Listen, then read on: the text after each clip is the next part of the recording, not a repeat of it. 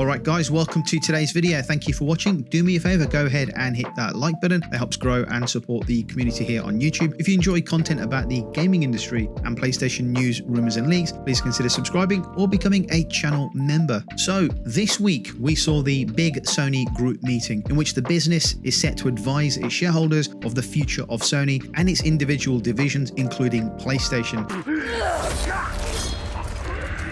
Sony used the annual event to define its creative entertainment vision, which describes as its long-term vision for where it wants to be in 10 years' time, and with an eye towards future technological advances. The video is available online, which also looks at a brief look at a future gaming controller being used to control a character soaring through space. An official description of the video goes to say, 10 years from now, we will be living in a more multi-layered world where physical and virtual realities overlap without boundaries. Sony said there are 3 phases in its creative entertainment vision. In its own words, these 3 phases are: number 1, harnessing technology to unleash the creative creators around the world, transcending physical, virtual, and time dimensions. God knows what that means. Connecting diverse people and values across boundaries to foster vibrant communities. Number 3, together with creators, creating exciting experiences rich in narrative that go beyond imagination and spreading them as new touchpoints around the world. Sony said last week that it shipped 4.5 million PS5 consoles during the 3 months that ended in March, taking its lifetime of PS5 sales to 59.3 million. Ahead of its publication of its financial results, Sony Interactive named Herman Hulst and Hideaki Nishino as the new joint CEOs of PlayStation's business. The Sony video, which is available on their website, clearly shows Sony focusing not just on the short to mid-term, which is usually 1 to 3, maybe 1 to 5 years. They are clearly looking at the future of all their businesses over the next decade, examining how to innovate and utilize emerging technologies across all of their business sectors, something which we'll learn more about from future Sony showcases and events. Let's move on. Helldivers 2 creative director John Halstead revealed Arrowhead Game Studios currently has no intentions of accepting any acquisition offers. In the wake of Helldivers 2's overwhelming success, its developers have seen their latest PvE shooter rise to the top of the charts. As one of PlayStation's best-selling titles to date, however, its financial and critical success has brought about several questions regarding how the studio would manage the development of the game and what the future has in store for Arrowhead Game Studios as a company. The success of Helldivers 2 and what it's enjoyed so far is a huge surprise not only for players but also for developers, who vastly underestimated just how many users would dive into the 4-player cooperative shooter and have since had to quickly resolve issues with overloaded servers in the days following the game's launch. Since then, Helldivers 2 has sold a staggering 12 million copies in just 3 months. That's 1 million copies a week over 12 weeks. The numbers are incredible. Despite the studio's recent success and its intention to grow into a powerhouse for the gaming industry, Halstead also claimed that the studio had no present plans to market itself for an acquisition by a larger company. The creative director revealed how the developers took pride in their status as an independent studio and that they wanted to see how they could raise their brand. Halstead additionally expressed his confidence in the Arrowhead Game Studios' new CEO, Shams Georgiani. The creative director stated how he hoped the addition of Georgiani's leadership to the business side of things of the studio would help elevate the company to new levels, with Halstead believing that they had the potential to reach the level of other beloved video game studios such as From Software and Blizzard. Georgiani also echoed Halstead's message, with the CEO stating that they intended to focus on developing amazing cooperative experiences like with future updates on Helldivers 2. He claimed that he wanted to turn Arrowhead Game Studios into a flagship studio where talented creators wanted to work, much like how he himself wanted to join Blizzard in the past. Georgiani additionally revealed that the company had no plans to go public and would continue to grow to ensure the quality of its future titles and foster a welcoming workspace. Arrowhead Game Studios has seen major ups and downs in the past few months, particularly after the massive controversy surrounding the PlayStation Network account linking update, which only ended after Helldivers 2 was delisted from over 170 countries and Sony subsequently backtracked on the requirement. It's interesting to see Arrowhead senior execs come out and clearly state that they're not looking to be acquired, given what's happening in the gaming industry of late with so many acquired studios and publishers, including Sony, Microsoft, Take-Two, the Embracer Group, and so many more, with thousands of devs being let go. I admire Arrowhead Studios for wanting to remain independent and control their own destiny. It's good to see, and good luck to them with their next venture. So let's move on.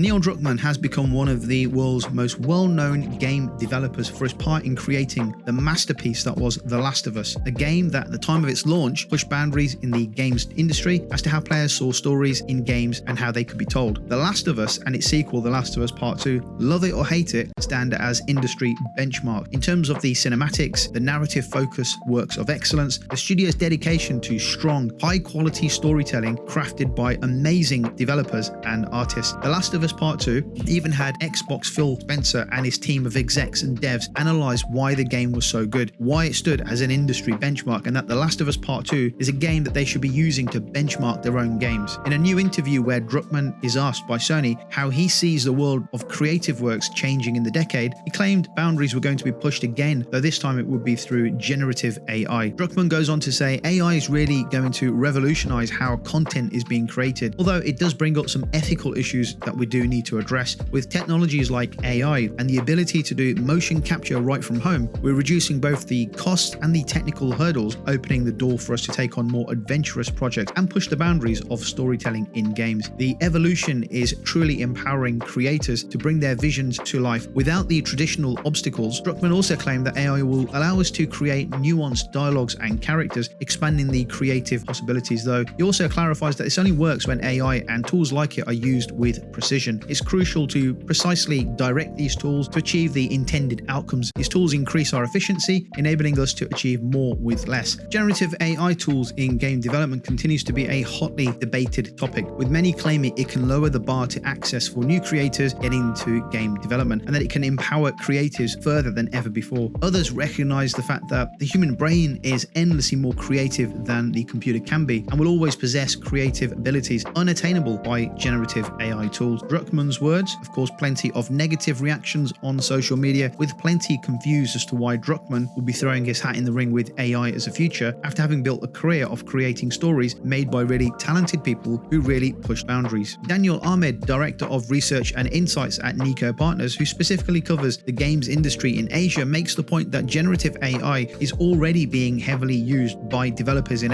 Asia. He goes on to say one thing people need to realize is that more than half of game developers, especially in Asia and China, are using generative AI for professional game development at some point. He clarifies that AI is mostly being used in the early stages such as pre-production and concept work and concept design, the parts of the process where brainstorming is key. Still, in such a competitive market as the games industry, one where competitive markets in tech and entertainment align, any chance to get an edge over the competition is one that company leaders generally take. If your competition is getting faster due to AI, the capitalistic logic follows. You need to find a way to get faster as well, and the answer for a lot of people will be to use AI too. That's the business reality, seeing AI being pushed in the games industry from those like Druckman, who it wouldn't be expected from. None of that changes the fact that a computer or generative AI tool will never be able to beat the truly endless creativity that comes from the human brain. There's definitely an industry-wide conversation around AI happening, and there are use cases for it that can and likely will be implemented across studios as a potential time-saving measure. I think AI tools are to support, okay, they're useful for supporting and helping with concept creation and speeding up efficiency. Help build a generative tool. I mean, imagine using a generative tool, an AI tool, which allows for random character discussion points, especially in RPG games where you will have the opportunity in the game to interact with hundreds, if not thousands of NPCs. If their character dialogues were processed and developed by generative AI, wouldn't that be a good thing? Imagine writing thousands of lines of dialogue, thinking of endless discussion points and different